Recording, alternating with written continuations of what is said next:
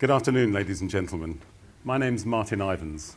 I'm editor of the Times Literary Supplement and London political columnist for Bloomberg. I was formerly editor of the Sunday Times. This afternoon, we discuss, is Labour's triumph inevitable? As you can see in the polls, the Tories are trailing at 27%. That is an improvement on what they were polling this time last year, only at 22%. But the Prime Minister's own ratings are in the negative at -45. So we ask, is Labour's triumph at the next general election inevitable?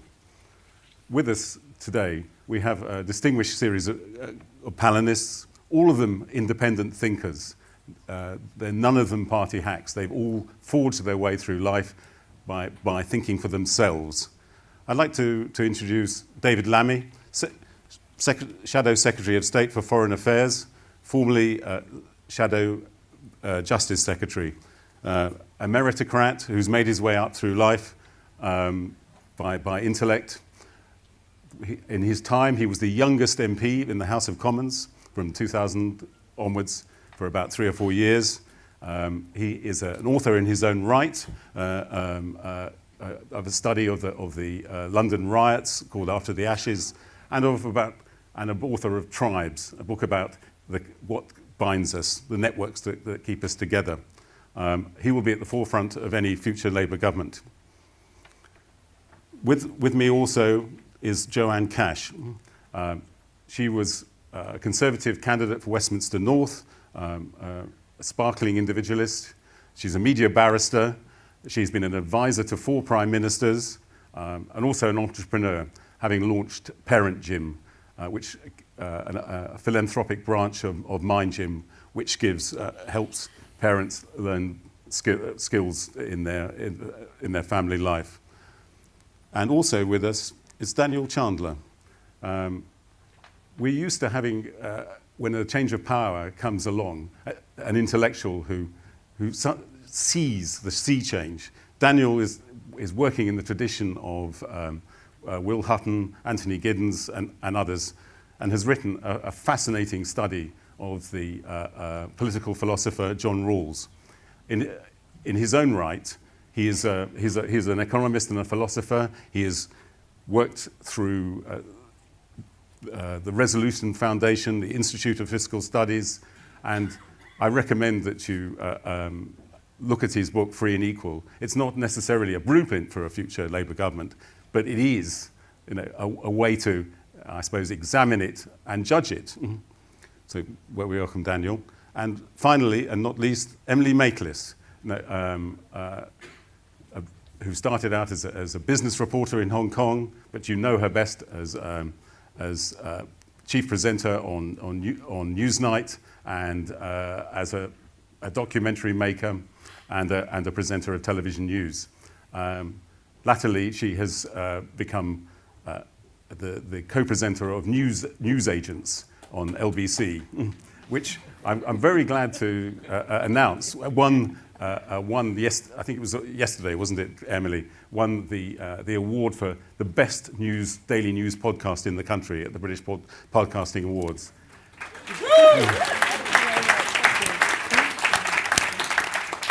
That'll come hardly as a surprise because, as an interviewer, she is the master in her field. Her celebrated encounter with the Duke of York, you will all remember, not least for eliciting the information that Prince Andrew doesn't sweat.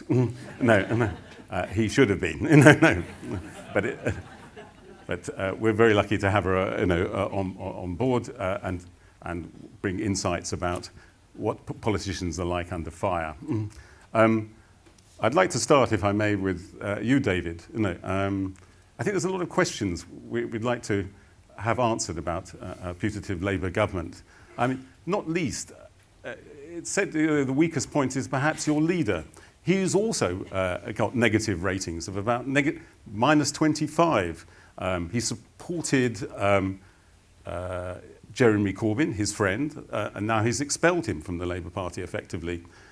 He was in favour of a second referendum on Europe, and is now won't even countenance a return to the single market. what do we know about Keir Starmer, and what does that tell us about the unknowability of a Labour government? Can I come to that? That's a politician's sort of answer. Sunday Times question. Let me warm up to get to that pitch, which wasn't quite entirely the title of this session. I mean, look, let's be clear. If I announce with passion that Labour is going to win the next election, I will probably be on the front of most newspapers tomorrow. And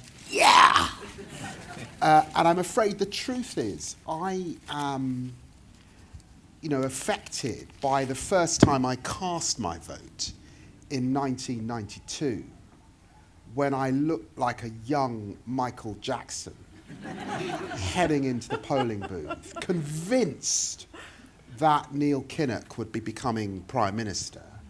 And then actually, probably because of that rally in Sheffield, it just didn't work out how a lot of people expected it to go. And you'll remember this was after the poll tax riots, and Margaret Thatcher had been, people were tired of Margaret Thatcher, and she'd left office in 1990. So that conditions the way I look at this. And so there are some important things to say. Now, I also need to say, in the last few weeks, I have been in Montreal with Keir Starmer and Justin Trudeau and other progressive leaders, the Norwegians, the Americans, the Germans, the Australians were all there. I have been in Paris with Keir and Emmanuel Macron. I have been in Washington, D.C. And then the most important of all, I have been knocking on doors in the Rotherglen by-election in Scotland and mid-beds.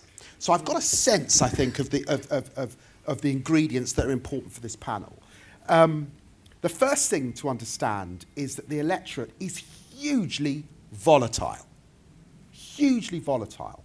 There are lots of swing voters, and the most common response you get when you knock on people's doors is, I don't know, I'm undecided, I'm not sure. I would say that's 30 to 40% of the electorate in many seats. So people have not quite made up their mind. I do detect some dissatisfaction with the current government.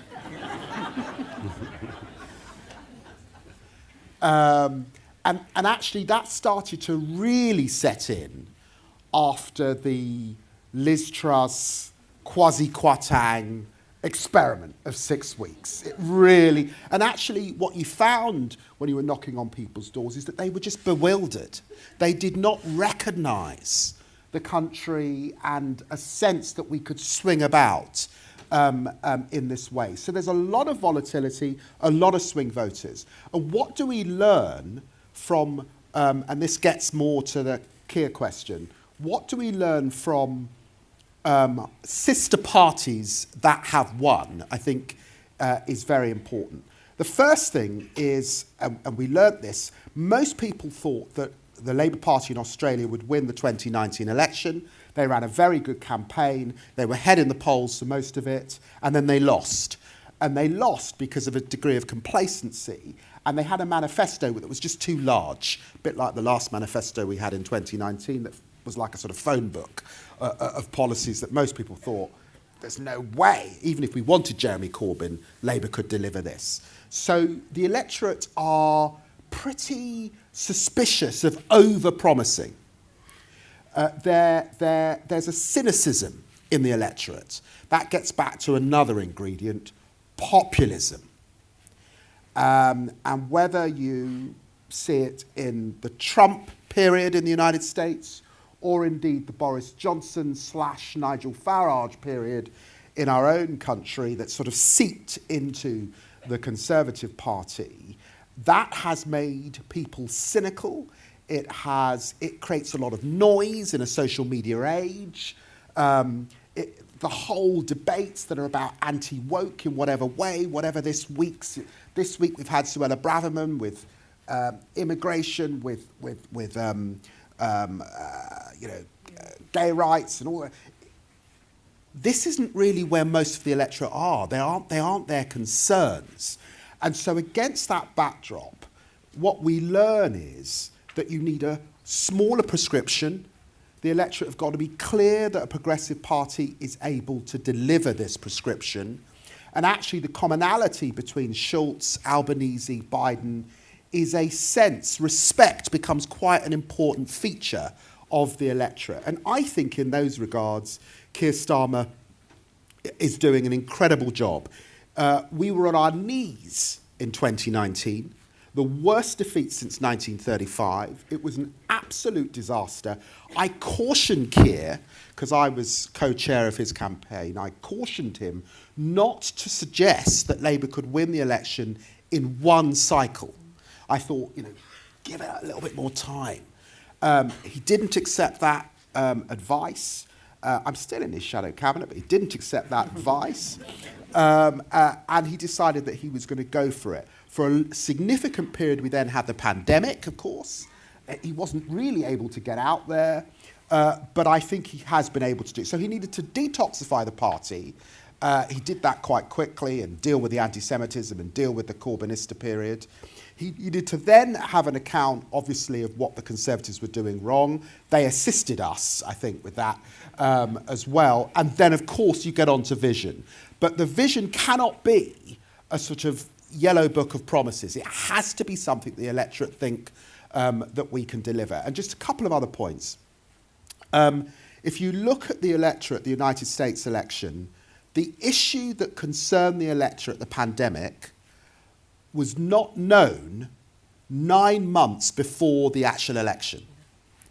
If you look at the Germans winning, the SPD winning in Germany, for 46 weeks they were third in the polls. In the second week they moved up to second, and in the last week they moved up to first. What I'm saying is elections at the moment are unpredictable. And then one last point, the Labour Party's got to be guided by the fact that on the whole, we are not the natural party of governance in this country. In the 123 years since 1900, we have won in 32 elections 8 times with only 3 leaders, Attlee, Wilson and Blair. And that means that we have to be naturally a little teeny bit conservative in the way that we approach the electorate. I'll end there. Thank you.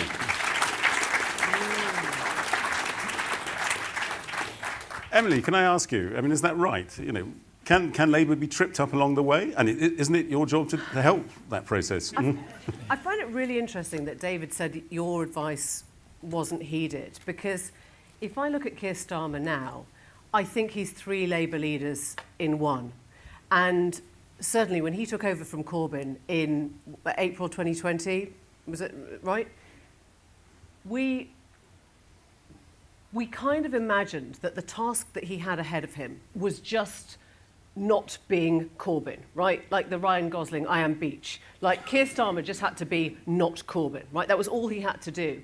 And then things got very fast, right? So he has gone from being, if you like, the Neil Kinnock Labour leader, the person who had to modernise the party, to the John Smith, kind of holding things steady. I'm not going to be too dramatic. I'm not going to scare the horses. I'm just going to, keep everything going.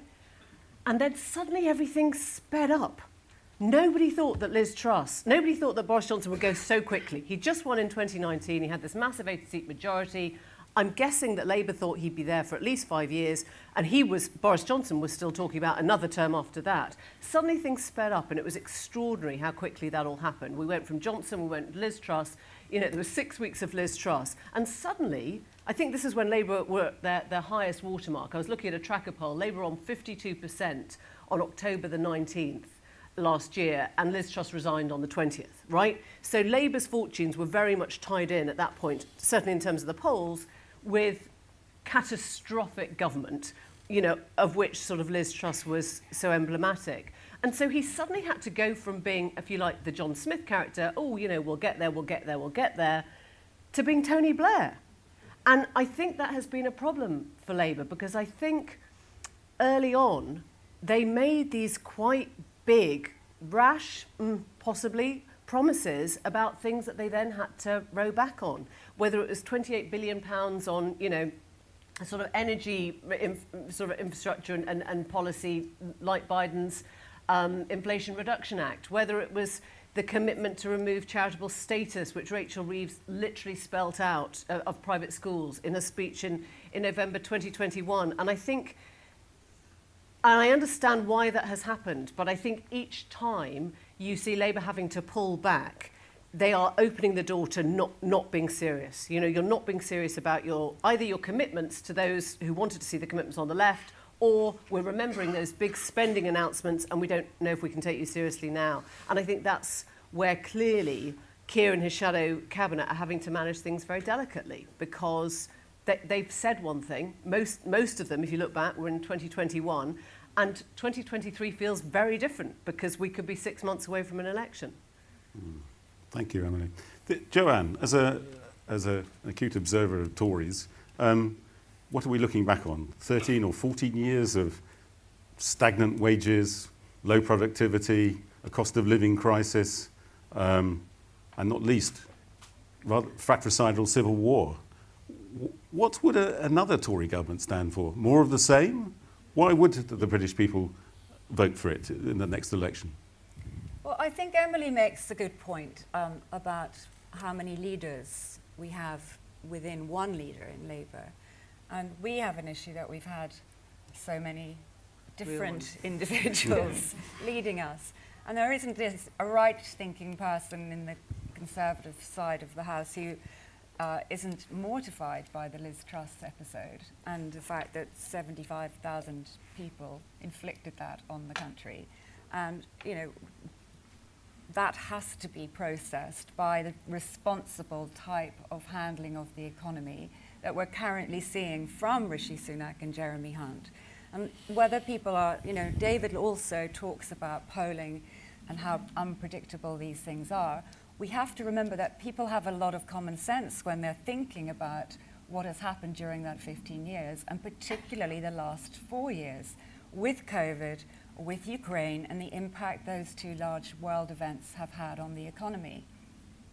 Once people begin to absorb the fact that the UK is doing better than equivalent European countries economically, that the innovation is beginning to bear fruit, that the trade deals being delivered currently by Kemi Badenoch will deliver future growth and future standing for our country, the confidence can become reinstated among voters. But that, like the process that we're describing for Keir Starmer, isn't an overnight process. And frankly, who would have wanted to take on that job in the wake of the, you know, Kamikaze episode?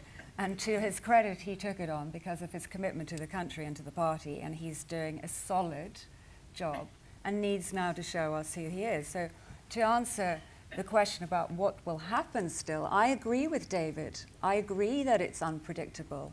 We don't know what events may happen over the next 12-month period of time, but we do know that we now have very steady leadership on the Conservative side, and that people are receiving the individual policies. So we look at polling on the overall party level, but when you look at a policy level, people like what they are seeing the Conservatives doing at the moment. The one issue, and I think this is a major issue for all parties, is that we have got to address the contract between the generations. And I know Daniel's book talks about this. How do we restore a sense of civic duty and community that partly broke down during the COVID period? How do we generate and harness the growth that we're seeking to put in place to look after the generations behind? That's what conservatism stands for. That's Adam Smith. That's Disraeli. Those are the values that I and other conservatives believe in. And that's why I think, in the end, it's not a lost election yet, because I think it's the reason why the Conservatives have been primarily or predominantly the party of government. So I'll let Daniel take over to talk to us about how we restore that sense of civic duty. I mean, the subtitle of your book is "What Would a Fair Society Look Like?" You know, it's in a way, it's for you to challenge Joanne, David, and others to say, what in practice would you like to see, and how should we judge both parties after the next election? Yeah, thank you. Yeah, and I think it's really that vision, which is sort of what I've tried to think through in my book, that I think is missing so far from Labour's politics. I think that partly explains why it is the case that despite the fact that people are so dissatisfied with the current government, there's still such a large number of undecided voters. And I think the Labour's poll lead at the moment more reflects that dissatisfaction than a really strong outpouring of enthusiasm for a positive Labour vision. And I think that does leave them vulnerable in a very volatile political climate. And also, if they do win, it would leave them without the mandate that I think they would need to really tackle the country's problems. So I think that's really I think it's maybe not surprising that they haven't done that yet, as David outlined. Keir Starmer already had a massive job to do and has restored, I think, the credibility of the party. And thinking about what Emily was saying about doing the job of three leaders in one, I suppose the sort of Blair task is to, what he was distinctively able to do was set out a really positive and compelling vision. And sell. And sell it. I suppose it's... I don't want to be the sort of person who says, oh, we've got to get PR or you've got to do your comms right. But somewhere along the lines, what Tony Blair had, unfaultingly, was this ability to sell to the electorate. And, not many people have done that well. Yeah, and I think setting out that vision, it's more also than just setting out more policies. I think, most voters don't pay that much attention to the details of individual policies. They vote on the basis of a sense of values, a kind of more diffuse sense of values, and the sort of narratives about where a country is, where it wants to be heading. And I think part of the challenge for Labour is trying to find the kind of intellectual reference points that can be the basis of that kind of vision. I've been thinking a bit about the comparison between where we are now and in 97, and I think in 97 Blair could draw on and look back to a decade or more of serious intellectual renewal. I think we sometimes forget that when people caricature New Labour as just sort of superficial spin. But I think it came out of a period of real reflection and serious books and sort of contributions, positive contributions from people like Will Hutton and Tony Giddens and many others. And I think it's difficult to know where to look for that kind of inspiration today. And my book is kind of an attempt to put something into that gap. And I don't know if you mentioned, but I'm drawing in particular on the work of the philosopher John Rawls, who's, I won't go into the details. He's this sort of towering figure, really, of 20th century political philosophy, and I think a really unparalleled resource for progressive political and intellectual renewal. It's not that I think Keir Starmer should walk around quoting Rawls or, brandishing his books, but I think engaging with those kinds of ideas would give Labour and Starmer the resources to sort of do that next step and flesh out a positive vision, which doesn't need to involve committing to unrealistic policies, but at least setting out a clear set of values and a sense of where it is that the country needs to go in the long run, even if right now we can only take small steps in that direction. I do think Joanne's raised something really interesting, though, which is this conservative vision of the future, or future generations, because it's something that I've heard Rishi Sunak say a lot, that he's making these difficult decisions for the long-term future and for our children and our grandchildren. And it doesn't seem to compute with anything that the government is doing right now.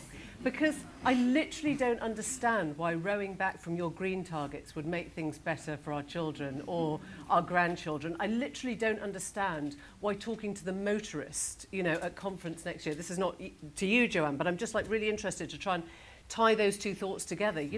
Talking to the motorist, nobody under 35 is going to be listening to that thinking this is the party that has got my primary interests at heart. They haven't got houses, they can't afford houses, and they can't even afford the rents on rental houses, and there aren't even rental properties for rent. So actually, to start talking about, we may or may not one day connect you to the north, let's wait and see, but in the meantime, we'll fix a pothole between Birmingham and Manchester, is just crazy. I mean, I'm very interested to know whether he thinks who he's talking to there.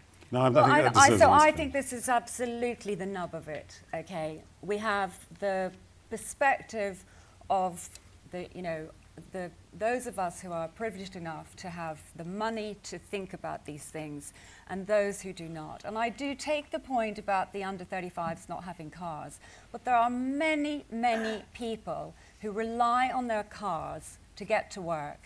There are many people in trades, people who are working class, people who have to get to factory lines, who need those cars and are really struggling to meet their mortgages and really feeling that they are being punished in order to meet those net zero targets. And we are back to absolute square one in this debate. It was a sense of detachment, a failure to communicate with ordinary people and to relate to their lives and what they need that led to the polarization that gave us, Boris Johnson and his 80-seat majority and Donald Trump in the US and so on. Let me tell you a story we may have all forgotten. When Hillary Clinton was fighting her campaign in New York on the campaign trail, she was giving speeches about whether there should be trans people's toilets in New York in public spaces. And people in the red states couldn't put food on the tables. And women in those states were having to go out to 2 or 3 jobs to feed their kids and make ends meet, and dealing with pussy-grabbing husbands who were in their lives day to day, while Michelle Obama gave her speech and Hillary Clinton's giving her liberal speech, and no one is speaking for them. The party who was meant to speak for them wasn't. And so here we have the nub of it, okay? Emily is a dear friend of mine, and we have many things in common. But this, I strongly believe, is a problem for us, for the educated people who come at this from a perspective of we must get to net zero at any cost to the people who have to bear it. No. Maybe we need a different structure to do it. And actually, when you look at the data, the way we were going about it and the way that Rishi has reformed it isn't going to reduce our opportunity to get there.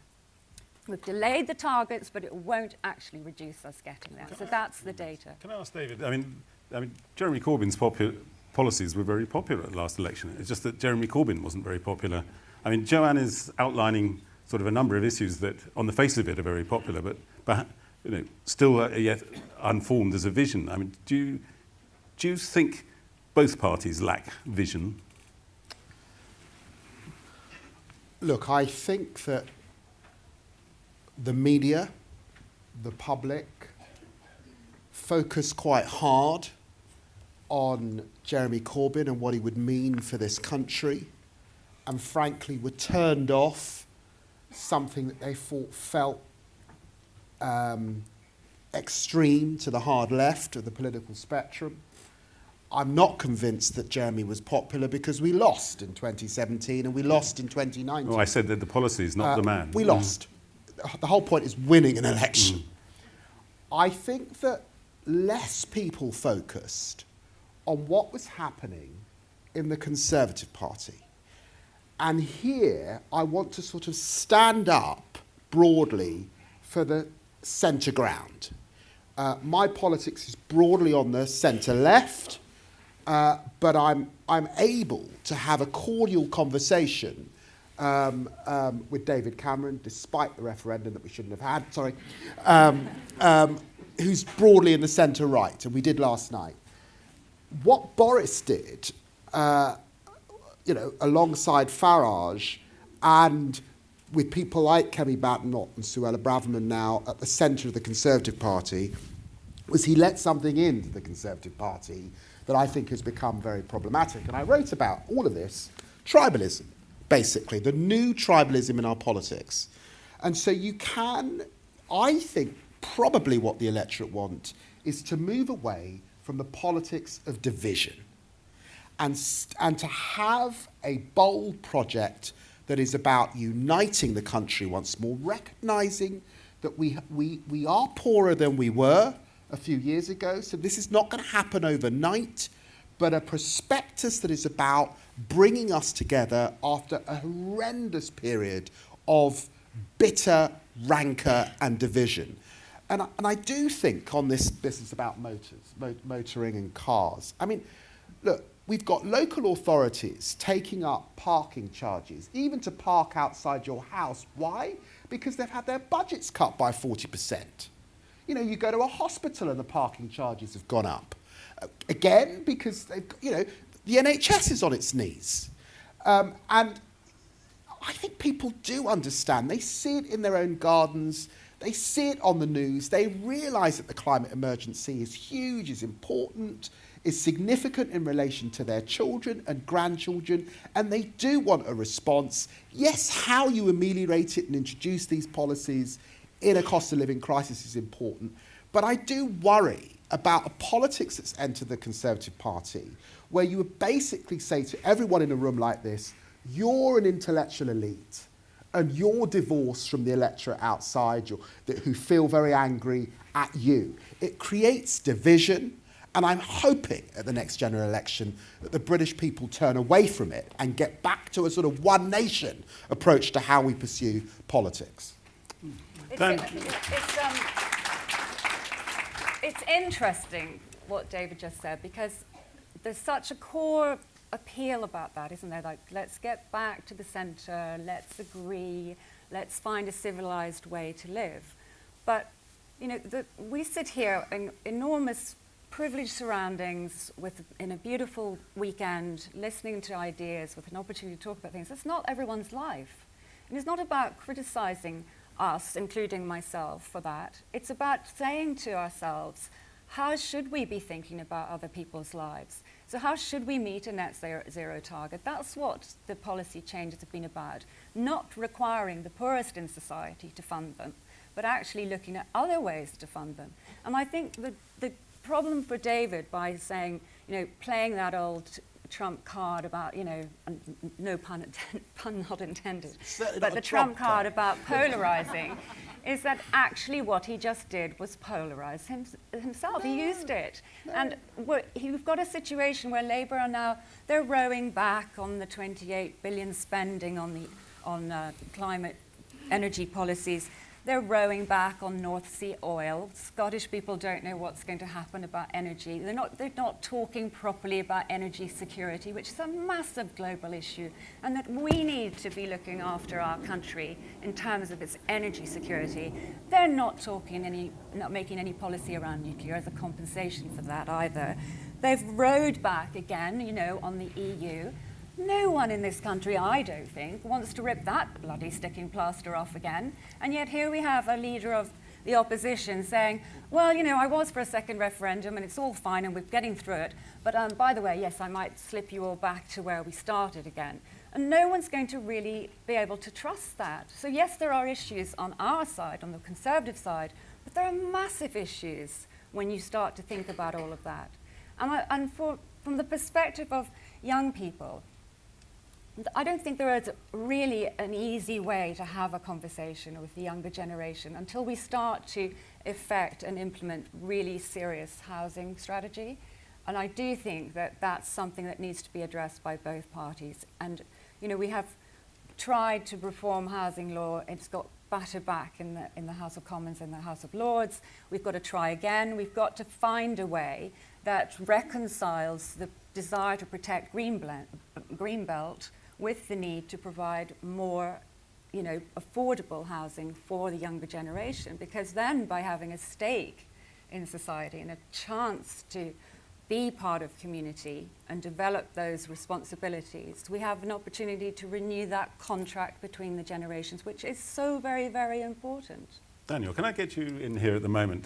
The wedge issues. Oh, I mean, everybody's trying to be very nice at the moment, aren't they, on this platform? But some of the issues that are coming up are really quite tough. People will play with the immigration card. Inheritance tax, you know, is being mulled by the Conservative Party, which will favour about 4% of estates in the country. Labour arguably is playing class war with its attacks on independent schools. You know, does this stuff work, do you think, in an election? And is this a harbinger of a fair society?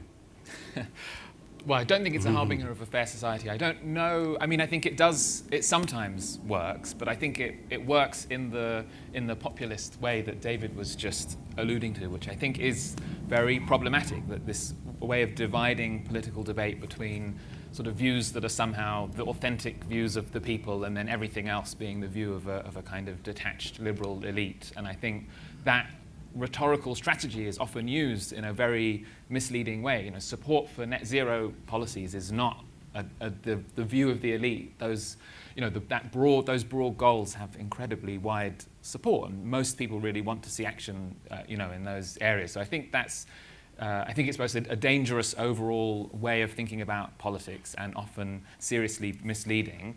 And I also just wanted to come back to, I suppose, the idea of the centre that you were mentioning, David, and I think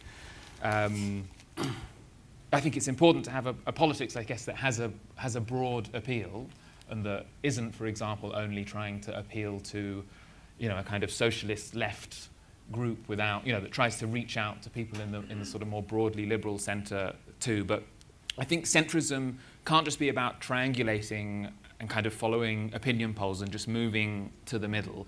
I think there's now quite a lot of evidence that looked at what happened when third way parties did that in the 90s and 2000s, and it was successful for a period, but in country after country, the long-term effect has been that by just organising, having a politics that's based around triangulating to the centre, you undermine the sense of the sort of ideological distinctions that differentiate parties and which inform the way that people's vote. And that's part of why those third way parties have really struggled to hold an electoral coalition together in any kind of sustainable way. So I think I'm sort of in favour of centrism in the sense of appealing to a broad spectrum of people and drawing on ideas. Like, I mean, Rawls represents the kind of mainstream liberal tradition whose ideas, I think, also point in a very radical direction. But I think they're ideas that can have a very wide appeal, but it doesn't mean, I suppose what you need is to maintain a sense of principles and values and conviction at the same, that centrism can't be the alternative to that. It needs to be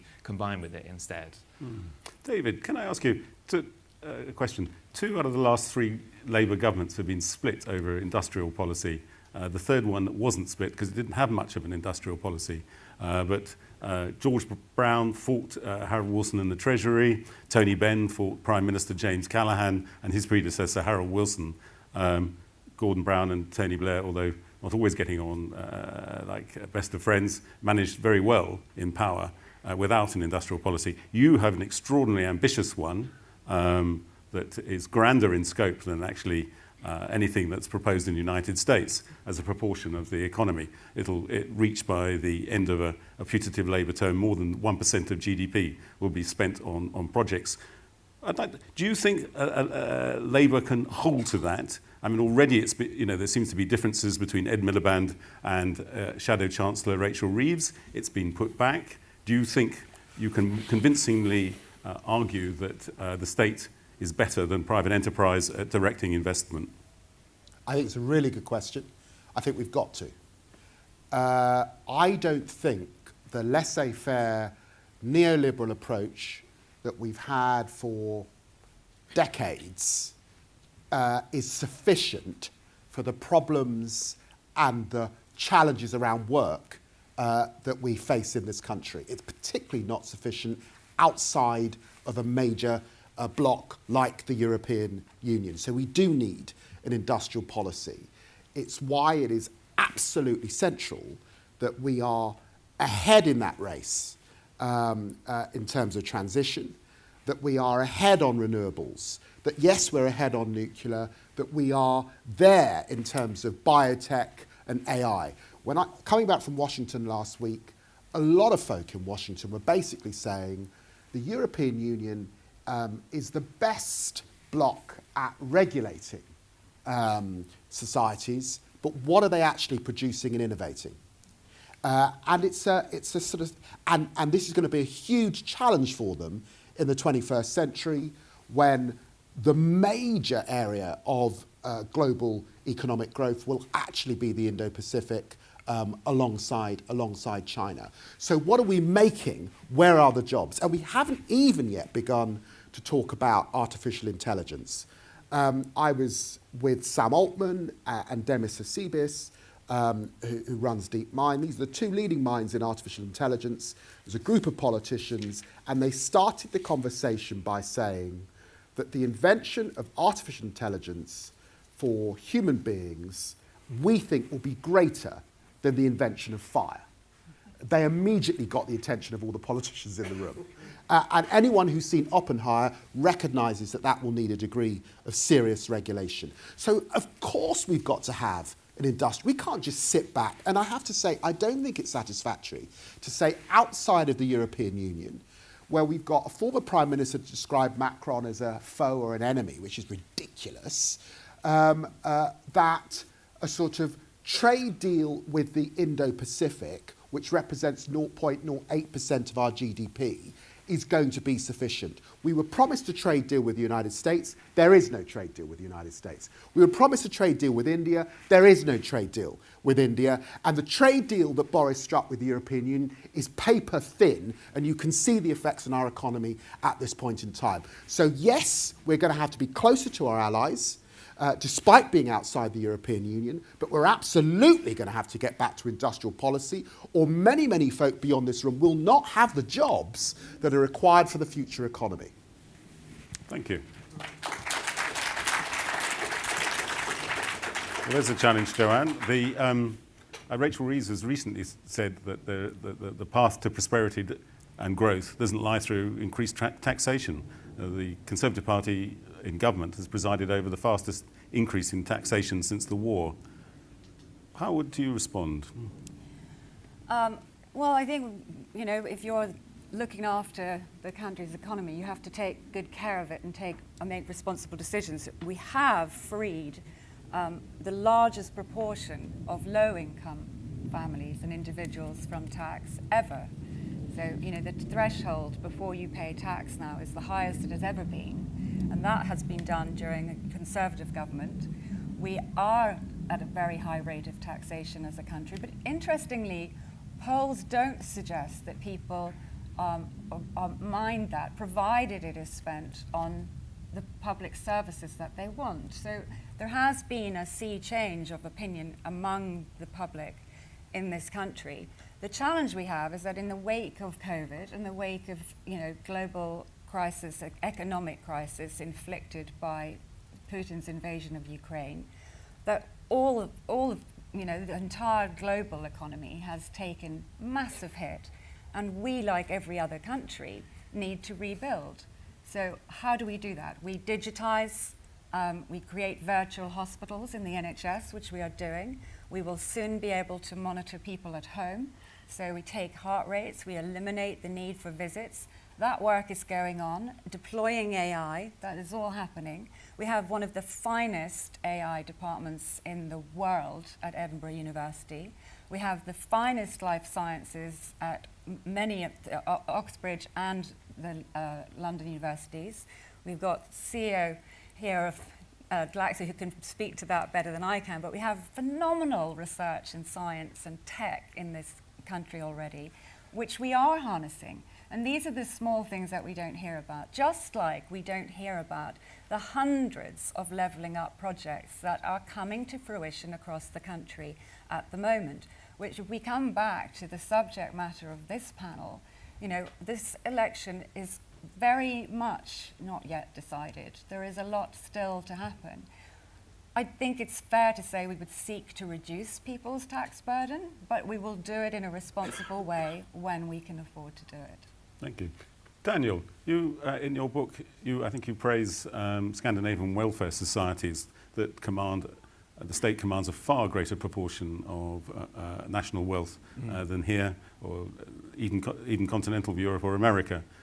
Do you think a Labour government or even a Conservative government is being unrealistic and perhaps even dishonest because they're not facing up to the levels of spending that we need to create a just society, and in fact may be forced upon us by an ageing society?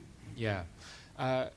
Yes, I do. I think that none of the major parties at the moment are being honest about the fact that taxes are almost definitely going to have to increase after the next election. I think if you ask almost any economist or serious economic commentator, there's a kind of consensus view that that will be necessary just to tackle the kind of long-run demographic challenges that we face and to sort of plug some of the investment gaps in public services from the last decade. And I think our debate about the economic consequences of that is often quite detached from the evidence that, you know, I think there's a lot of attention at the moment to how the UK's tax rate is historically high, which is true, but internationally it's still roughly around the OECD average, and there's a huge body of economic evidence now that shows that even in countries like France and Denmark that have a tax rate closer to 40, in the sort of 44, 45% of GDP compared to the UK that's in the mid-30s, there's no systematic evidence that having taxes at a significantly higher level has any negative impact either on the size of an economy or the rate at which it's growing. And that's partly because I think we now know that economic incentives don't matter actually as much as we've often been told by economists. I think the economics profession has sort of been learning in that respect. It's also because taxes get spent on things that often can improve economic growth and prosperity. And I think from the position where we are now, it's more likely that an increase in taxes, if spent wisely on things like industrial policy and on education, would increase sort of prosperity in the UK. And I think, we also have to remember that taxes aren't only about the relationship between taxes and growth and prosperity isn't the only thing that matters. Taxes are also very important for questions about fairness, for making sure that people can meet their basic needs, that people don't need to rely on food banks, in order to feed themselves, that people have the care that they need when they're older. And I think, for all of those reasons, I think there's an incredibly strong argument for increasing the overall level of taxes rather than reducing it over the time. And I don't think we should, I know that's politically very challenging, but I don't think we should fool ourselves into thinking that would sort of somehow spell economic disaster. Can I bring in Emily at this point? I mean, as an experienced broadcaster, do you think we're going to get to the truth? Do you think the media is up to challenging, both parties, on their manifestos? And given what we've seen in recent days happening at GB News, do you think we're in a fit state to do it? I think that was like 17 questions in one. How long have you got? I think, just to answer from Daniel's point, that the role of the media, it was fascinating to hear Jeremy Hunt this morning say, it was written up this morning, we're in this vicious circle of taxation, right? And I'm like, you're the Chancellor, right? So you can't talk about it as if it's a bad thing, but not actually change anything if you want to change it. And I think it goes to the core, which is that the opposition to higher taxes is coming from within Jeremy Hunt's own party. And the Conservatives at the moment seem actually so divided. They're going into conference next week with, I think, 30 MPs already saying they won't vote against any measures that will lead to higher taxation. So it's these splits, and I'm not surprised there are splits because, after 13 years, you get it, there are going to be splits, but there are so many different Conservative parties. The Liz Truss wing is going to pop up at conference, and when you said, nobody wants to justify what Liz Truss did last year, Liz Truss does, right? So she's still there, and she's still banging the gong for one Liz Truss.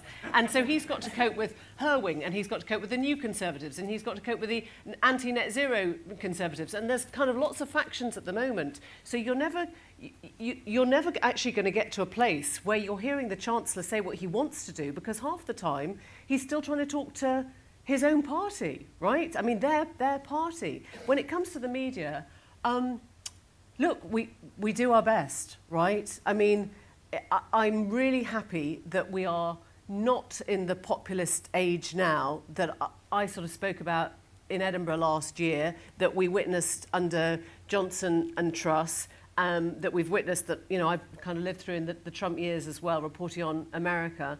And by populist, I don't mean popular or of the people. I mean populist in that it kind of just breaks all the norms. It tells you not to believe in the press. It tells you not to believe in the judges, not to trust the judiciary, not to trust the civil service. That is incredibly dangerous to democracy, and that makes our job really hard because, and Corbyn was doing it as well, this sense that, you know, everything's a conspiracy and everything's a deep state and you can't ever believe, you know, who you're talking to. Liz Truss did it famously when she was going through the sort of the election campaign, where she started sort of saying to, you know, Alistair Stewart on GB News, "Oh, you got your facts wrong, Alistair. You're not on the BBC now." Now, that's just kind of stupid, you know? I mean, everyone gets things wrong, but I think to go into something trying to pretend that your national broadcaster isn't trying really hard to cover things properly is really dangerous. So I'm relieved. I find podcasting a great way of getting longer conversations, which I think is really important to how the media manages to cover things. And I think I would say, you know, give us access to you, you know, as in politicians, and we will do our, you know, we will do our job as best we can. If we don't get that access in the lead up to an election, we're not going to be able to sort of interrogate and to find out to ask the right questions. Well, we're going to trust the people. I'm going to ask you to vote. Is Labour's triumph inevitable? Please raise your hands if you agree with that proposition. Oh. No, it's not. Ooh. And against the proposition? Was that a hand? Yeah. Ooh. Well, I haven't got my glasses on, so I'm... and I don't have a PhD in maths, but that's pretty rough. That's what, and don't knows. I'm reminded. Well, I think that sort of, you know, bears out all the panellists, you know, who say you cannot take anything for granted in politics. So that's an interesting reaction. But I now want to throw open questions to the floor. Gentleman over there. Mm.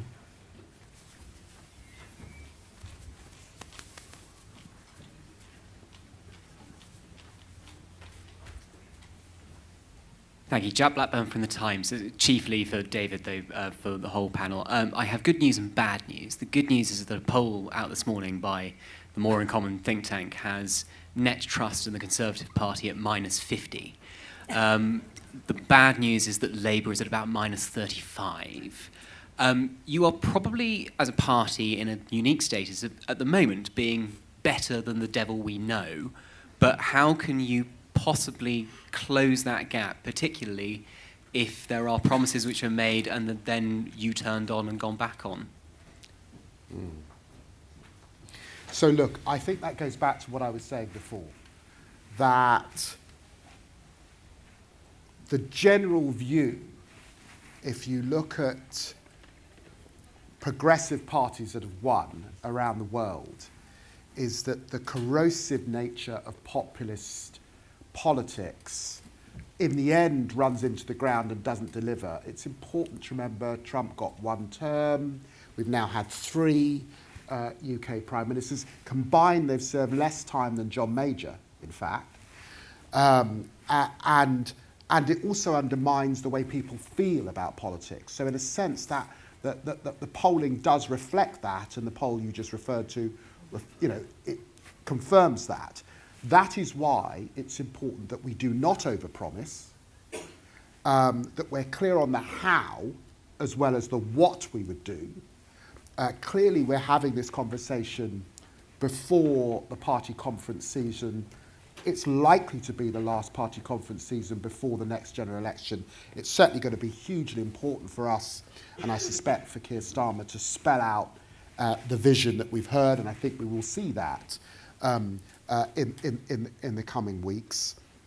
And I think that whilst there has been some, you know, pushback on us, you know, saying that actually, yes, we want to get to 28 billion on the climate, but actually it's got to be in the second half of a first term because fiscally we can't afford what we promised. I think actually is our party being very clear that we are prepared to be pragmatic and not ideological. And I think my hunch is that the electorate prefers that, and we should stick with that sort of direction of travel. Thank you. Lady over there. I just wondered what you thought the chances of a coalition government of Labour and Lib Dem are, and what the issues of that would be, given that Daniel said that you tend to have a watering down, and have we got time to, have a watering down of a government for the next 4 or 5 years? Who wants to take that? I mean, don't really have any special insight into how likely that is. It seems like it's a possibility given just how volatile politics is right now. And I think it would be, I don't think it would, I think in some areas it could lead to policies that I think we need. So I think a coalition with the Liberal Democrats would put the question of proportional representation and I think wider issues of political and constitutional reform on the agenda, which I actually think would be a good thing, even though I can understand why the Labour Party doesn't want to go there at the moment. So I don't, I think it would be, it's not obvious whether that would necessarily lead to it would probably lead to a watering down in some areas and not in others, and what the sort of overall package would look like, I think is unclear. I don't know if anyone else. I think in terms of the maths, people totally misunderstand where we currently are. The Labour Party was given such a drubbing in the last election that even the sort of more typical swing that you see in general elections of 6 or 7% would not lead to the Labour Party having an overall majority. It would absolutely lead to the place that you describe. Now, at the moment, yes, the polls seem to be varying between 15, 18% lead, but I think in a general election, what you usually see is that tightens. So that is why we're absolutely not in a place where we should be complacent that somehow we will be forming the next government, because the swing that's required just to get us back the seats that we lost, we're talking about, we've got to get to about 12%, a 12% swing. Any further questions? Gentleman over there, in the middle. His hand up. The title of this is, of course, about the swing. And we haven't really talked about where the swing is, because we're looking at it seems to be from a very English point of view. But bearing in mind that in Scotland, Yes. my name's Willie Sterling, I'm a Scottish Tory. Bearing in mind in Scotland, we almost have a mirror image of dissatisfaction with government as there is in England. What is the swing in Scotland going to have? What effect will that have? I think it's going to be very, very you'll be very unable to see what is going to happen because so many three-way marginals will appear. And what, in my view, Labour has to win its estate back in Scotland in order to become the party of power again. Another point. Lady over there. With her hand up.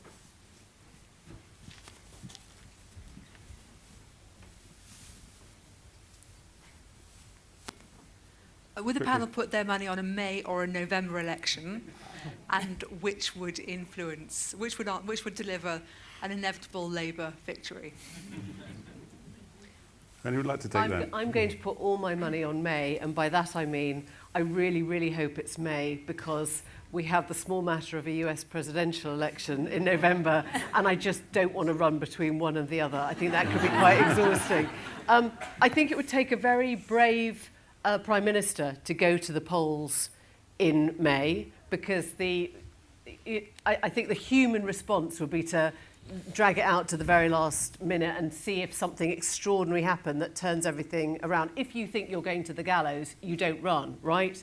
And I'm not saying he is. I'm just saying that that might be the fear in a Prime Minister's mind. That said, if he thought he could, and I find this really interesting, and I'd love to hear Joanne's thoughts, if he thought he could save more Conservative MP seats by going early at a time when the economy was slightly higher, even if it meant that he himself would lose, would he do it? Would that happen? You have the final word.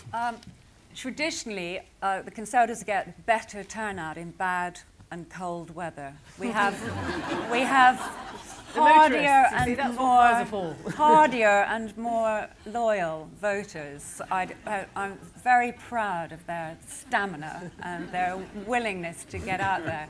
So I think that, but he is someone who will make calculations about if it feels like it's going to go, there will be people he'll want to try to help to save, yes, for sure. I think now I must bring this event to a close. I'd like to thank everybody for providing such a stimulating discussion. I'm hoping we're not going nuts in May. Thank you.